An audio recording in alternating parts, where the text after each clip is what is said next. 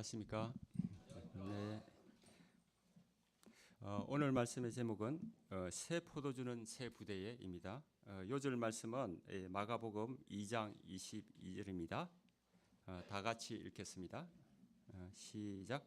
새 포도주를 낡은 가죽 부대에 넣는 자가 없나니 만일 그렇게 하면 새 포도주가 부대를 터뜨려 포도주와 부대를 버리게 되리라. 오직 새 포도주는 새 부대에 넣으리라 하시니라. 예수님이 이 땅에 오심으로 복음이 선포되었습니다. 이전 시대가 율법을 통한 구원을 추구하였다면 이제는 복음을 통해 진정한 자유와 기쁨을 얻게 되었습니다. 그런데 수천 년간 지속되어 온 낡은 전통은 새로운 복음에 저항하며 충돌합니다. 그러나 복음은 더 놀라운 역동성을 가지고 있습니다. 누구든지 복음을 영접하면 새 사람이 되었습니다. 중풍병자가 일어나 걷게 되고 세리와 각종 죄인들이 모여 함께 식사하며 기쁨이 가득합니다. 이 놀라운 변화의 역사는 우리에게 복음의 능력에 대해 귀를 기울이도록 합니다. 과연 나는 새 포도주 된 복음을 담을 수 있는 새 부대인지 돌아보게 합니다. 오늘 말씀을 통해 겸손한 마음으로 복음을 영접함으로 우리의 삶 가운데 놀라운 변화의 역사가 일어나기를 기도합니다. 이를 위해 우리 마음이 새 가죽 부대로 준비되기를 기도합니다. 제1장 새 포도주는 새 부대에. 지난 말씀에서 세리레일은 큰 잔치를 벌이고 예수님과 제자들뿐 아니라 동료 죄인들과 함께 기뻐하였습니다. 그런데 그날이 마침 금식하는 날이었습니다. 18절을 보십시오. 사람들이 와서 예수님께 와서 예수님의 제자들이 왜 금식을 하지 않는지 따졌습니다. 당시 유대인들은 월요일과 목요일 주 2회 금식을 하였습니다. 이 금식은 유대교의 중요한 전통 중 하나였으며 영적 성장과 청결을 위한 도구로 간주되었습니다. 본문에서 요한의 제자들과 바리새인들은 이런 정기 금식을 하고 있었습니다. 예수님과 제자들도 금식하는 날이라는 것을 알았을 것입니다. 그러면 예수님은 레이에게 오늘은 금식하는 날이니까 가볍게 미팅만 하고 다른 날 잔치를 하자고 하실 수 있었습니다. 그러나 예수님은 다음을 기다리지 않으셨습니다. 레이의 기쁨과 감동을 있는 그대로 받아주시고 여러 죄인들과 함께 하고자 하셨습니다. 어떤 관습과 형식보다 구원받은 한 영혼을 더 귀하게 여기셨습니다. 레이도 주변 사람들의 눈을 의식해서 그날은 조용히 넘어갈 법도 한데 얼마나 기쁨이 컸는지 이 큰 금식한 날에 큰 잔치를 벌였습니다. 그러나 유대인들은 예수님께 어찌하여 금식을 하지 않느냐 하며 예수님 일행을 금식을 어기는 불경건한 자들로 판단하고 있습니다. 당시 종교 지도자들에게는 높은 수준의 인격과 은행의 절제와 자기 수행을 위한 특별한 행동이 요구되었습니다. 금식은 이와 같은 요구 중에 하나였습니다. 그런데 예수님의 제자들이 이런 의무를 대놓고 무시한 것으로 여기고 강력하게 항의한 것이었습니다. 어쨌든 어찌하여라는 질문이 계속되면서 예수님과 종교 지도자들 간의 갈등의 골이 깊어지고 있습니다. 19절과 20절을 보십시오. 예수께서 그들에게 이르시되 혼인집 손님들이 신랑과 함께 있을 때 금식할 수 있느냐? 신랑과 함께 있을 동안에는 금식할 수 없느니라. 그러나 신랑을 빼앗길 날이 이르리니 그날에는 금식할 것이니라. 예수님은 제자들의 행동을 지적하는 사람들에게 오히려 새로운 금식의 기준을 가르쳐 주십니다. 당시 혼인잔치가 있을 경우는 금식하지 않았습니다. 동서고금을 막론하고 어떤 곳에서도 혼인잔치는 기쁨이 가득합니다. 특히 유대인의 결혼 문화는 신랑 신부뿐만 아니라 수많은 하객들이 즐기는 축제였습니다. 근엄한 유대인들도 이때만큼은 밤새도록 취하고 또 노래 부르며 오락을 즐겼습니다. 이런 날 만일 잔치집에서 금식하고 있으면 어떻게 되겠습니까? 그것은 잔치의 형을 깨는 것이고 신랑에 대한 모욕이며 무례한 것입니다. 19절 말씀을 보면 예수님과 함께하는 삶은 신랑과 함께 있을 때와 같다고 말씀하십니다. 즉 신앙생활이 혼인잔치와 같다는 것입니다. 예수님은 천국을 자기 아들 위하여 혼인잔치를 베푼 어떤 임금에 비유하셨습니다. 세례 요한은 예수님을 신랑에, 자신을 신랑의 친구에 비유합니다. 유대인들이 금식하면서 그토록 기다리던 천국 잔치가 예수님이 오심으로 이루어지고 있었습니다. 어부들과 세리들은 예수님을 따르면서 혼인잔치와 같은 기쁨을 맛보았습니다. 죄가 해결되었으며 새로운 삶에 대한 비전이 생겼습니다. 이제 더 이상 금식할 이유가 없어졌습니다. 혼인잔치에서 기뻐하는 것처럼 예수님을 따르는 자들도 신랑 대신 예수님을 인하여 즐거워해야 합니다. 그러나 예수님이 금식을 완전히 없애신 것은 아닙니다. 금식해야 할 때가 있는데 그날은 신랑을 빼앗기는 날입니다. 마가복음에서 처음으로 예수님의 고난과 죽음을 암시하는 말씀입니다. 여기서 그날은 꼭 예수님이 잡혀 죽으시는 어느 한 시점만을 말하는 것이 아닙니다. 예수님을 빼앗기는 그날, 죄의 유혹에 넘어져 죄를 범하고 신앙의 기쁨을 잃어버린 그날에는 금식해야 합니다. 결국 신랑이 중요합니다. 예수님이 함께 하시냐가 진정한 금식의 기준입니다. 모든 것을, 심지어 생명을 빼앗겨도 예수님을 가졌다면 혼인잔치에 있는 것처럼 기쁜 것입니다. 그러나 다 가졌어도 예수님을 잃어버린다면 슬프게 울어야 합니다. 이제 예수님은 비유를 통해 사람을 옥죄는 전통과 기쁨을 주는 복음이 양립할 수 없음을 말씀하십니다. 21절, 22절을 다 같이 읽겠습니다. 시작. 생배 조각을 낡은 옷에 붙이는 자가 없나니 만일 그렇게 하면 기운 새 옷이 낡은 것을 당기어 헤어짐이 더하게 되느니라. 새 포도주를 낡은 가죽 부대에 넣는 자가 없나니 만일 그렇게 하면 새 포도주가 부대를 터뜨려 포도주와 부대를 버리게 되리라. 오직 새 포도주는 새 부대에 넣으니라 하시니라. 그 생배 조각은 천을 짠 후 잿물에 삶아 희고 부드럽게 하는 과정을 거치지 않은 배를 말합니다. 즉 세탁 후 줄어드는 것을 막는 처리를 하지 않는 천입니다. 요즘에는 빨아도 줄어들지 않는 옷감이 대부분이지만 과거에는 그렇지 않았습니다. 옛날 여성들의 큰 노동이었던 다듬이질은 옷을 세탁한 후 줄어들어 생긴 주름을 펴고 부드럽게 하기 위한 것이었습니다. 그런데 옷감이 오래되면 더 이상 물에 빨아도 수축되지 않는 상태가 되는데 이것이 낡은 옷입니다. 그러므로 생배 조각을 낡은 옷에 붙일 수는 있지만 세탁을 하면 새 것이 낡은 것을 당겨서 봉합한 부위가 터지고 결국은 더 심하게 헤어집니다. 그 새 가죽 부대와 낡은 가죽 부대도 마찬가지입니다. 당시 포도주를 양이나 염소의 가죽으로 만든 부대에 담았는데 새 포도주의 경우 당분과 효모가 작용하여 발효하면서 생긴 탄산가스 때문에 부대가 팽팽하게 부풀었습니다. 그런데 신축성이 없는 낡은 부대에 새 포도주를 넣으면 가죽이 가스 팽창을 감당하지 못하고 터지기 쉬웠습니다. 따라서 새 포도주를 새 부대에 넣는 것은 당시 누구나 하는 상식이었습니다. 그러면 예수님이 말씀하신 새것 새 포도주는 무엇을 의미합니까? 새것 새 포도주는 예수님의 가르침입니다. 낡은 옷, 낡은 가죽 부대는 권위 없는 종교 지도자들의 가르침 또는 기존의 종교 전통들입니다. 바리새인들은 예수님의 가르침을 끌어당겨 자기들의 전통에 붙이려고 합니다. 또 예수님의 복음을 자신들의 조직 틀 속에 담으려고 합니다. 그러나 예수님은 새 포도주를 낡은 가죽 부대에 넣는 자가 없나니 오직 새 포도주는 새 부대에 넣느니라 말씀하십니다. 이를 통해 현재 예수님을 방해하는 바리새인들이 낡은 부대임을 드러내십니다. 그들은 간섭을 잘 지키는 자신들이 절대적으로 옳다고 생각하였습니다. 자기 생각이나 방식과 다르면 받아들이지 않고 정죄하고 심지어 죽이고자 하였습니다.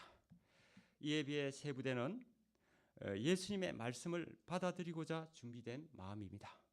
언제라도 고치고 바꿀 준비가 되어 있는 겸손한 마음입니다. 제 가운데 고통받는 삶에 대해 깊은 고찰이 있는 마음입니다. 소외되고 무시받는 인생에 대해 불쌍히 여기고 돕고자 하는 마음입니다. 여기서 복음의 역동성에 대해 생각해 보겠습니다. 생배 조각의 비유에 나오는 단기에 해당하는 헬라어 아이로는 앞절에서의 신랑을 빼앗기다는 단어와 비슷합니다. 헤어짐에 해당하는 헬라어 스키스마는 문자적으로 찢어짐입니다. 또 가죽 부대에 나오는 버리게 된다는 말은 망한다, 헬라어로 아폴리미라는 뜻입니다. 복음은 바리새인들이 고집하는 낡고 경직된 방식과 어울릴 수 없습니다. 복음은 힘이 있고 유연성이 있어서 낡고 딱딱한 장로 유전을 당기고 터지게 할 것입니다. 따라서 심각한 갈등과 충돌이 일어날 것을 암시합니다. 복음은 반드시 한난이나 박해를 동반합니다. 그러나 예수님은 타협하지 않으실 것입니다.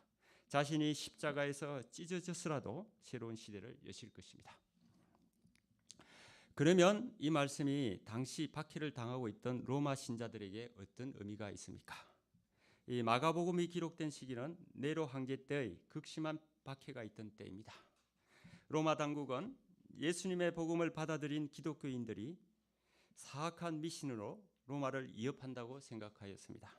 따라서 신자들이 그 사회에서 겪는 박해는 당연시 되었습니다. 그러나 예수님과 제자를 축출하려던 유대교가 터져버린 것처럼 예수님의 나라는 로마를 터뜨릴 것이고 역사적으로 그렇게 되었습니다. 그러므로 저자 마가는 현재 고난 중에 있는 성도들이 조금도 위축되지 말고 계속 새 포도주 대신 예수님을 잘 담는 부대가 되도록 격려합니다. 그리하여 고난 중에도 예수님을 바라보며 구원과 영생의 소망을 붙들고 기쁨으로 이겨내도록 돕고 있습니다. 철근과 콘크리트는 온도와 습도에 따라 정확하게 같은 비율로 수축 팽창합니다. 이를 전문용어로 말하면 열 팽창 계수가 같다고 합니다. 그러므로 더운 여름과 추운 겨울 관계없이 완벽한 공존을 이루고 부서지지 않습니다.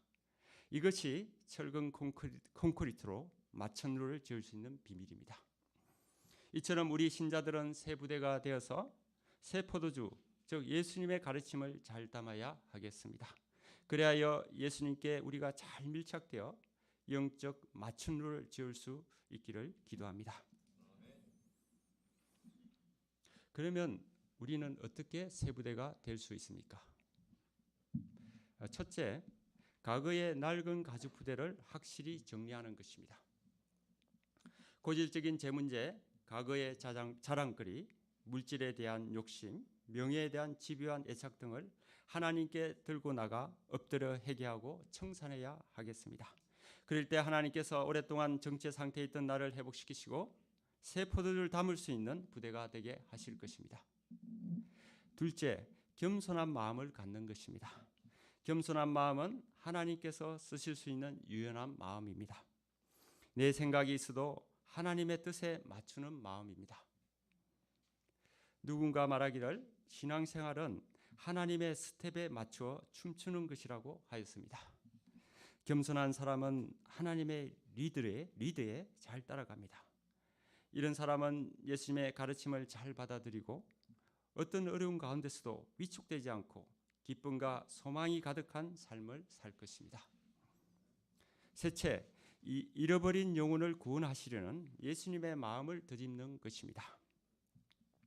유대 종교 지도자들은 그들만의 해당을 만들었습니다. 세리와 창기가 들어오면 자신들이 있는 곳이 더러워진다고 생각하였습니다. 그러나 예수님은 이런 버림받은 자들과 함께 하셨습니다. 그리고 제자들에게 온 유대와 사마리아와 땅끝까지 이르러 예수님의 증인이 되도록 하셨습니다. 이는 잃어버린 영혼에 대한 상한 마음 때문이었습니다. 우리도 신앙생활 경력이 쌓일수록 바리새인들처럼 벽을 쌓고 있는지 점검해 보아야 하겠습니다. 주님은 이 시대에 우리가 안주하지 않고 예수님과 함께하여 예수님의 삶을 배워 성장하고 팽창해 나가기를 원하십니다. 잃어버린 영혼을 구원하시려는 예수님의 마음을 담는 새 부대가 되어서 캠퍼스 양들을 말씀을 먹이는 예수님의 제자들이 될 수 있기를 기도합니다. 제2장 안식일의 주인이신 예수님 23절 24절을 보십시오. 안식일에 예수님 일행이 밀밭 사이로 지나갈 때 제자들이 길을 열며 이삭을 잘랐습니다. 예수님을 감시하고 있던 바리새인들이 저들이 어찌하여 안식일에 하지 못할 일을 하나이까 하며 따졌습니다. 다른 복음서에 보면 이삭을 잘라서 먹었고 손으로 비벼서 먹었다고 나옵니다. 제자들이 밀이삭을 자르고 손으로 비벼 껍질을 날려보내고 먹은 행위는 농작물을 거두어들이는 일, 타작, 곡식을 까부는 일에 해당하였습니다. 모세율법, 즉 토라를 해설하는 미시나에 따르면 제자들이 한 행위는 안식일에 해서 안 되는 39가지 목록에 들어 있습니다. 그러면 제자들은 자신들의 행위가 당시 안식일에 해서는 안 되는 행동이라는 것을 몰랐을까요? 아마 늘 배가 고팠던 제자들은 자연스럽게 손이 갔을 가능성이 제일 높습니다. 어쨌든 이 일로 인해 예수님 일행은 또 곤란에 처하게 되었습니다. 그러나 예수님은 제자들이 사고를 쳤다고 책망하지 않으십니다. 예수님은 늘 제자들 편이셨습니다. 25절, 26절을 보십시오. 다 같이 읽겠습니다. 시작. 예수께서 이르시되 다윗이 자기와 및 함께한 자들이 먹을 것이 없어 시장할 때 앞니를 잃지 못하였느냐. 그가 아비아달 대제사장 때 하나님의 전에 들어가서 제사장 외에는 먹어서는 안 되는 진설병을 먹고 함께한 자들에게도 주지 아니하였느냐. 예수님은 다윗의 예를 들어 제자들을 보호하십니다. 다윗이 누구입니까? 하나님께서 내 마음에 맞는 사람이라고 하셨습니다. 하나님을 누구보다 사랑하고 경외하였으며 하나님의 마음을 잘 알고 적절하게 행동한 사람입니다. 그런 다윗이 하나님의 전에 들어가서 제사장 외에는 먹어서는 안 되는 진설병을 먹고 자기와 함께한 자들에게도 주었습니다. 이것은 하나님의 말씀을 어긴 것이었습니다. 그러나 하나님은 다윗이나 그의 부하들 그리고 진설병을 준 아비아달 대제사장을 정죄하지 않으십니다. 그 이유가 무엇입니까? 그들이 너무 굶주렸기 때문입니다. 이것이 하나님의 마음이었고 이 예를 드신 예수님의 마음이셨습니다. 예수님의 말씀을 보면 먹는 것과 관련된 단어가 반복됩니다. 먹을 것이 없어 또 시장할 때 먹어서는 안 되는 진설병을 먹고 되어 있습니다. 제자들은 늘 먹는 문제에 민감하였습니다. 레위 집에서 벌어진 잔치 때처럼 배부르게 먹을 때도 있지만 대부분의 날들은 밀이삭을 잘라 먹어야 할 정도로 배가 고팠습니다. 바리새인들은 수행을 위해 금식을 하였지만 제자들은 정말 어쩔 수 없이 금식을 해야 하는 형편이었습니다. 그럼에도 혼인잔치와 같은 기쁨이 있었으므로 기꺼이 예수님을 따랐습니다. 그런 면에서 보면 안식일에 하지 못할 일을 하고 있는 사람들은 제자들이 아니라 바리새인들이었습니다. 하나님이신 예수님도 정죄하지 않는 제자들을 그들이 정죄하였기 때문입니다. 종교 지도자들은 틀끝만큼도 굶주린 자에 대한 이해가 없는 사람들이었습니다. 안식일은 천지 창조를 완성하신 하나님이 일곱째 날에 안식하시고 이 날을 복주시며 거룩하게 하신 것이 그 기원입니다.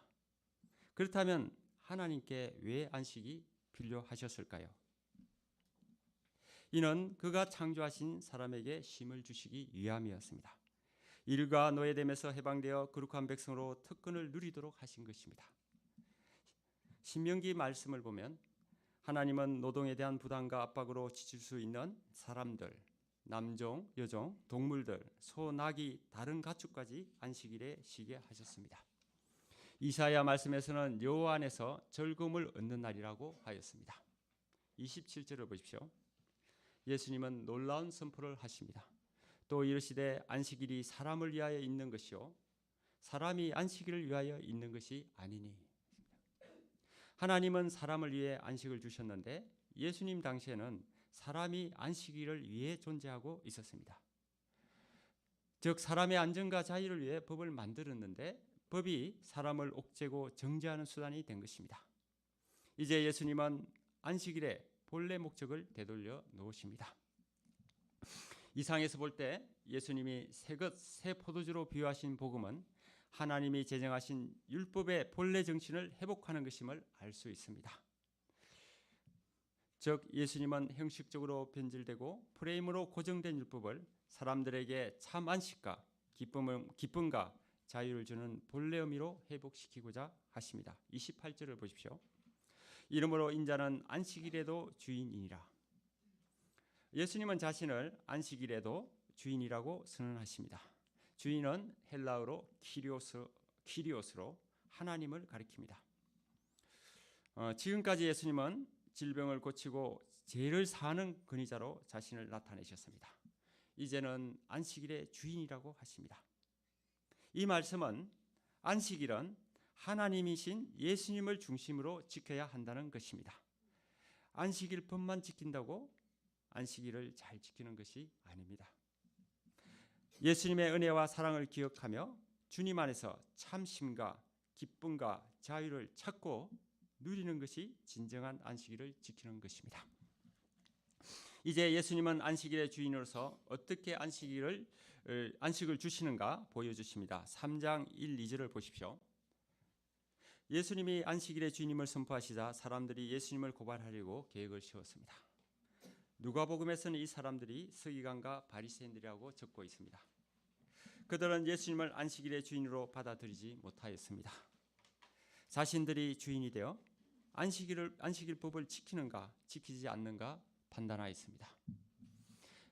예수님이 다시 해당에 들어가셨을 때 한쪽 손 마른 사람이 있었습니다.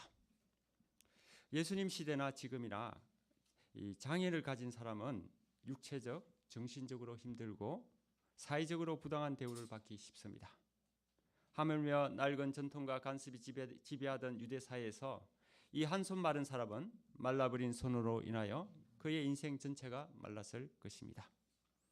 그런데 종교 지도자들은 이 불쌍한 약자를 미끼로 예수님을 잡고자 합니다. 예수님도 그들의 의도를 아셨습니다. 예수님은 한 손 마른 사람을 해당의 한복판에 종교 지도자들과의 안식일 논쟁의 한복판에 세우십니다. 예수님이 한 손 마른 사람에게 일어서라고 하셨을 때 그 사람은 순종하여 섰습니다. 사실 종교 지도자들이 지켜보고 있는 해당 가운데 서는 것은 쉬운 일이 아니었습니다.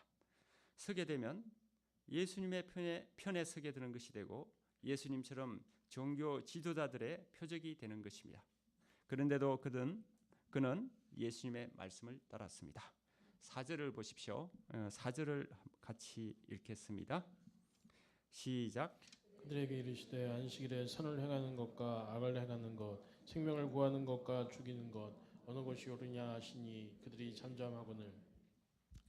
예수님은 안식일에 가능한 일인가 아닌가 따지는 종교 지도자들에게 무엇이 옳은가 물으십니다. 예수님은 다른 사람을 돕는 선한 행위를 생명을 구하는 것과 동일하게 여기십니다. 반면에 그러한 행동을 하지 않는 것은 악을 행하는 것이고 생명을 죽이는 것으로 간주하십니다.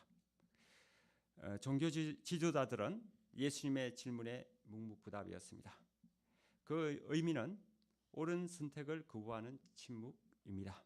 이 침묵은 자신들이 악을 행하고 있으며 생명을 죽이려고 한다는 사실을 시인하는 것입니다. 다른 하나는 무기력함을 보여주는 침묵입니다. 지금껏 간섭을 조차 행했을 뿐 진리에 대해 아무런 관심이 없었음을 나타내는 것입니다. 예수님이 한 손 마른 사람에게 마른 손을 내밀라고 하시자 그가 손을 드러내었습니다. 그는 사람들에게 제일 보여주기 싫은 것이 그 마른 손이었는데 이제 더 이상 사람을 의식하지 않았습니다. 예수님은 모든 사람이 보는 앞에서 그의 손을 회복시키십니다. 이는 그동안 고통받아왔던 그에게 진정한 안식을 주는 역사였습니다. 이 사건은 누가 주님께로부터 진정한 안식을 얻게 되는가 보여줍니다. 인간 조건이나 사회적 지위와 관계없이 새 부대와 같은 마음을 가지고 예수님의 말씀을 받아들이고 순종하는 사람이 그 주인공입니다. 그러나 바리새인들은 더 악해졌습니다. 해당을 나가자마자 평소 분쟁을 벌이던 정적이던 헤롯 왕과 함께 예수님을 어떻게 죽일까 의논합니다. 그들은 내면이 낡은 옷처럼 신축성을 완전히 상실한 상태였습니다.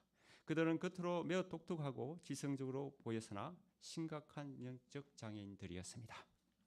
이상에서 예수님이 한 손 마른 사람을 회복시킨 일은 매우 위험한 일이었습니다. 그러나 예수님은 그에게 안식을 주시고자 위험을 무릅쓰셨습니다. 예수님은 이 시대 한손 마른 자 같은 우리의 안식을 위해 십자가에서 돌아가셨습니다. 오늘 말씀을 정리하면 유대인들은 금식 전통, 안식일 율법을 쫓아 살며 하나님을 잘 섬긴다고 자부하였습니다. 그러나 금식은 예수님을 중심으로 예수님을 빼앗길 때 하는 것이 진정한 금식이요 진정한 경건입니다.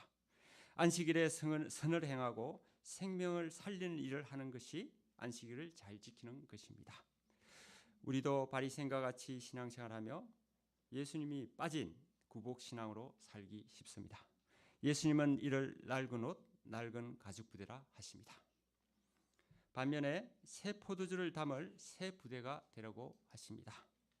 이 새 부대가 되라고 하시는 이 말씀은 봄의 새싹처럼 싱그럽고 생동감으로 다가옵니다. 우리가 굳어진 틀에서 벗어나 새 포도주를 담는 신선하고 역동적인 새 부대가 되기를 기도합니다. 저는 요즘 신체적으로 정신적으로 힘든 상태에 있었습니다. 전공의가 없는 상태에서 진료와 치료를 같이 하다 보니 거의 정침을 굶었습니다.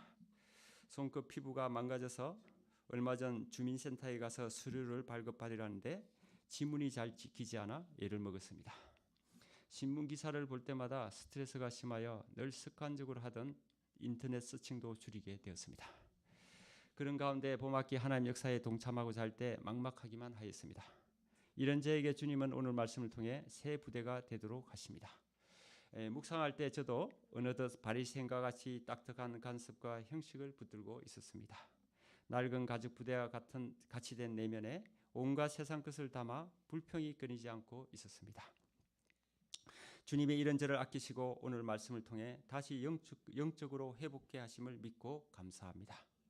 어떻게 해야 제가 주님이 말씀하시는 새 부대가 될 수 있는지 구할 때 먼저 자족하는 마음, 고질적인 교만을 청산하도록 하십니다. 말씀 앞에서 항상 겸손한 마음을 갖도록 하십니다. 그렇게 되는 또 무엇보다 안주하지 않고 주님이 하신 것처럼 전도에 매진하도록 하십니다. 그렇게 되는 것이 새 부대로 회복된 표징이라고 하십니다.